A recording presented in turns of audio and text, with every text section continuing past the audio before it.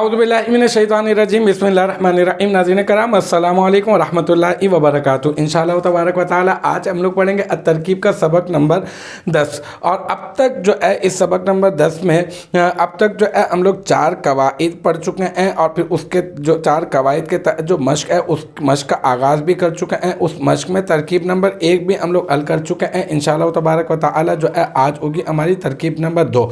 और अब तक जो है वो इस सिलसिले में इस सबक के सिलसिले में अब तक जो है वो मैं 5 वीडियोस जो है वो हम लोग बना चुके हैं। इंशाअल्लाह तबारक व तआला ये होगा हमारा पार्ट नंबर 6। तो देखते हैं कि पार्ट नंबर 6 में क्या है। ये पार्ट नंबर 6 में हमारी है तरकीब नंबर 2। ये तरकीब नंबर 2 में जो है ये है नरकबू। अच्छा, ये जो नरकबू है इसकी हम लोगों ने तरकीब करनी है। तो क्या करेंगे, सबसे पहले हम लोग इसको पहचानेंगे कि ये सीगा कौन सा है।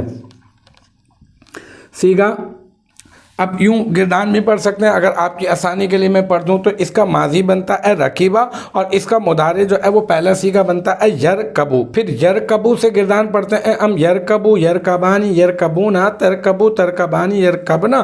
फिर तरकबू तरकबानी तरकबूना तरकबीना तरकबानी तरकबना और फिर अरकबू नरकबू। तो ये सबसे आखिरी वाला सीगा है। तो सबसे आखिरी वाला सीगा कौन सा होता है? ये सीगा ये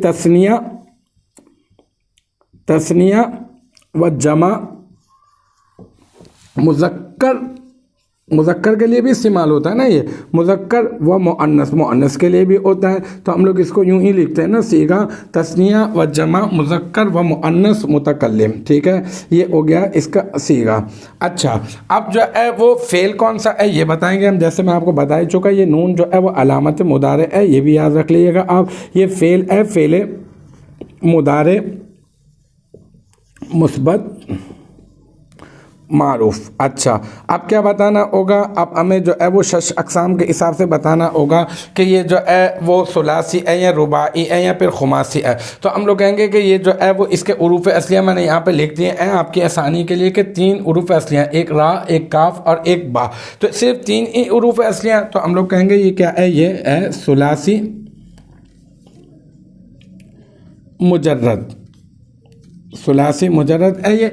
और अच्छा, अब ये इसके उरूफ़ असलिया में ये देखना है हमने कि उरूफ़ असलिया व ज़ायदा के उरूफ़ सहिया होने या ना होने के अतबार से देखना है ना अब कि भाई ये सही है या महमूद है या मोतल है या मुदाफ़ है या अजवफ़ है या नाकिस है। तो अब हम देखेंगे कि इसके उरूफ़ असलिया में कोई 2 उरूफ़ हम जिन्स के नहीं है। क्या इसके उरूफ़ असलिया में क्या कोई हमज़ा मौजूद है? नहीं है। क्या इसके उरूफ़ असलिया में कोई हर्फ़ इल्लत वाव या नहीं है। तो इसका मतलब अगर हमज़ा होती तो महमूद होता और अगर हर्फ़ इल्लत होता तो ये मुअत्तल बन जाता। अगर 2 उरूफ़ हम जिन्स के होते तो फिर ये मुदाफ़ बन जाता। लेकिन इसमें ऐसा कुछ भी नहीं है। तो इसका मतलब ये क्या है? हम कहेंगे सही।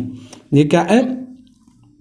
सही। और अब इसका बताना होगा बाप। मैंने कहा था कि बाप जो है वो आप डिक्शनरी में जाके इसके उरूफ़ असलिया को जाकर देखेंगे ना तो आप पहचान लेंगे। तो जब इसके उरूफ़ असलिया में जाकर देखेंगे तो यूं करके इसके आगे भी जो है वो सीन लिखा हुआ होगा, यानी ये भी समीआ यस्माऊ के बाप से है, रकीबा यरकबू। ठीक है, इसका माना होता है सवार होना। तो अब हम लोग इसको बाप को यूं करके मेंशन कर देंगे कि अज बाप समीआ यस्माऊ। ठीक है, और अब फ़ेल है तो फ़ाइल भी तलाश करेंगे जैसा कि मैंने पिछली वीडियो में भी आपको बताया था। तो अब इसका फ़ाइल क्या है? तो हम लोग कहेंगे नहनु।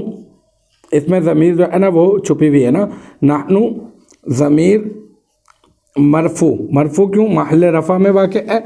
मरफू मुत्तसिल क्यों? क्योंकि अपने आमिर से मिली हुई है। और मुस्ततर क्यों? क्योंकि वो नज़र नहीं आ रही है, छुपी हुई है। तो हम लोग कहेंगे इसमें नाहनु ज़मीर मरफू मुत्तसिल मुस्ततर, इसका क्या बन रही है? वो इसका फ़ाइल। ठीक है, अब इसका फ़ाइल बन रही है क्या? बस अब ये समेट लिया हमने ना इसको, अब फाइनल हो गया ये। अब इसको आखिरी मरतबा जो समेटने का अंदाज़ होगा वो ये होगा कि हम ये कहेंगे कि ये फ़ेल अपने فاعل سے مل کر جملہ فعلیہ خبریہ ہوا.